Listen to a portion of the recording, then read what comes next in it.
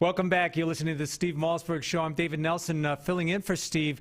You know, we all saw the article this morning. It was almost the front page of every major newspaper out there.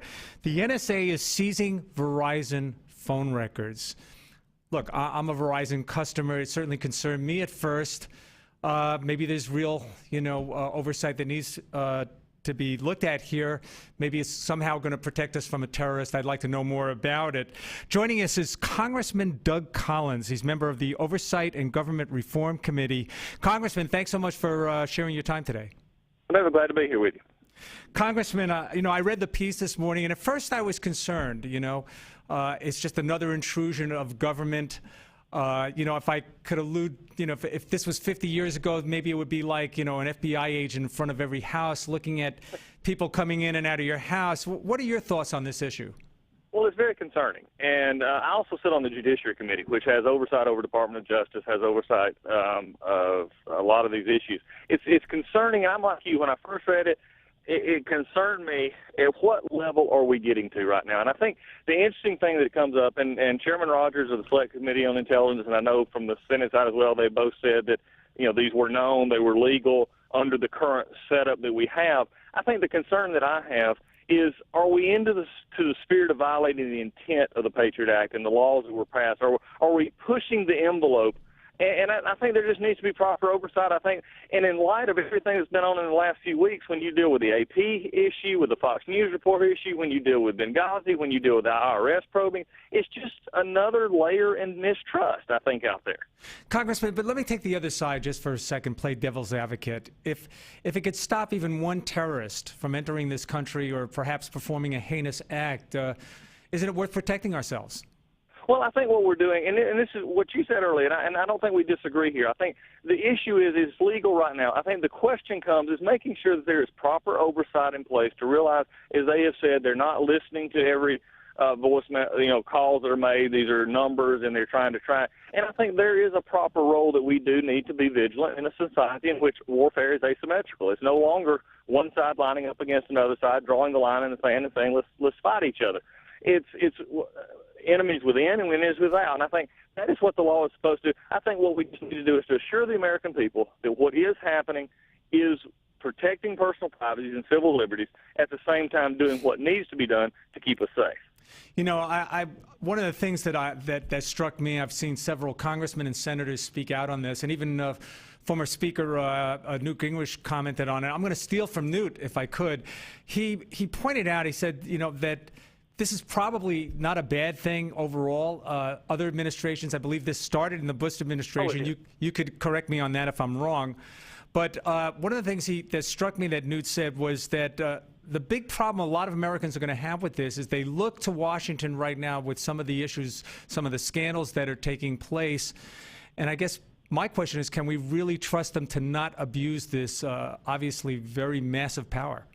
Well, exactly, and that's exactly what I mentioned just a few minutes ago. When it couldn't have come at a worse time. If this was at a time in which nothing else was going on, and this came out, and the discussion was being had, it would be had with a different set of lenses. The problem we've got right now is every time you open the paper, turn on the TV, listen to the radio, go to the internet, you're seeing an evolving issue with things in this administration that just really dig at the very core of our civil liberties and personal freedoms, and I think that's what's highlighted this even more. I agree. What we really need to do with this story, in my personal opinion, is take a deep breath with it. So this is a concern. This is what I'm not crazy about this aspect of it, but is there a proper role here? But in light of these other things that are going on, it makes us hypersensitive to it, and I think you're right in that regard. Well, let me ask you this. Let's say we come to the conclusion that this is a facility that we want to give the NSA or another government organization. How do we protect ourselves from government overreaching here? And I would think the next step, okay, we're not just tracking the phone numbers, now we're tracking the conversations. How do we keep that from happening? Well, I think there are elements in place that are designed to do that. And I think what at this point we have to do is trust to a point. And I know and it's not something that I'm, reticent just to give out right now. But when the chairman of the Select Committee in the House, Mike Rogers, came out and discussed this, I trust I know Mike. I've worked with the chairman, and you understand that there's a place for what he, from his background, to make sure that this oversight is taking place. I think, again, the structure is there in place, and what we've got to continue to do is make sure that our oversight is not only oversight of current, but of past, but also of current and the possibility of the future. This is what's disturbing me right now in Washington. We're going backwards all the time. We're seemingly having these things come up that people will say, well, oversight would have corrected that. Well, my concern is what can we do from a congressional perspective to make sure that oversight is more real time so that we're not having to see, something as we saw in the IRS from 4 years ago, an expense that was $50 million. My concern now is we have a real records issue, and are we doing the proper things we need to do? The role is there. We just have to make sure and trust those involved, and it's always trust but verify. Two questions. Is there a government agency in place? You're on an oversight committee. Does anything like this come before your committee? Not in this regard. This is a highly classified program. This would go to Select Committee on Intelligence. This is where, because this is not information that is freely shared in this setup. So the concept and the construction for this would go through our Select Committee on Intelligence. Judiciary has a role. In fact, Director Mueller from the FBI will be there next week in front of our committee for his oversight hearing, and I'm sure this is going to come up. So I think, just making sure those safeguards are there is in the structure. And, of course, with the FISA courts, and has been said, this is you can't do this without all three branches being involved. Well, let me ask you this. I'm sure viewers would like to understand if you said it's the Select Intelligence Committee, is that correct? Yeah, in the House, yes. All right, so somebody is overseeing this. This is not unknown to all congressional members, is that correct? That is correct. All right. Do you think that maybe somebody should have come forward or put a stop to this? Or perhaps maybe the fact that it leaked. This is another leak then, isn't it? Well, it's a leak, and that's the issue here. Again, this is new and coming out. There's a structure in place, and now we've known about it.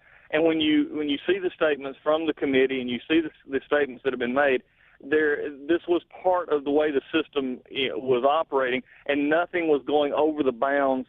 At least is what's been said has been going over the bounds of what was legal. I think what we have to do now that it is out and the question is there, along with all these other issues, is to make sure that the intent is not being violated. We may be, the letter may be followed, is the intent being followed? And I think that's going to be the questions that will come up with the Director Mueller, but also through our Select Committee on Intelligence, Chairman Rogers, and others in the Congress. Now, this has a finite time frame, does it not? I believe there's an expiration date. I believe so, and I'm still examining, the issues here. But they had to go. As my understanding of this, they had to go before the FISA court to start this anyway. So this is not something that they just started on their own. It came through the FISA court or the security court, where they actually had these, but to get these records. But there's a second step in there from everything that I have read so far, and in my indulgence in this, is to say if they actually wanted to listen or actually wanted to tap, if you would, that there's another level of protection that they would have to go back to the court to get this kind of legality to take this kind of information. So there is structure built in here, and it's not something that's talked about a lot because a lot of it has to do with, our war, so to speak, on terrorism and protecting our country. So a lot of it is classified. Well, we're talking about Verizon here, and the NSA has seized their records. It would strike me as odd if they haven't seized AT&T. Do we know anything about that? Not yet. I had sort of the same thought this morning when, it just was, why this group, and not another major carrier. I'm not going to say this is not going to come out, that we may not find out that it was more, and I'm not going to say that there's probably not happening. But I think one of the things is and to the listeners and viewers as well, this is what I think is the concerning part for me, and I want everybody to know that all of us in Congress are looking at this very heavily in light of the atmosphere we're in. And I received a text, very early this morning from a constituent who is a Verizon customer, and their question was, is how do I find out if they've been tapping my phone?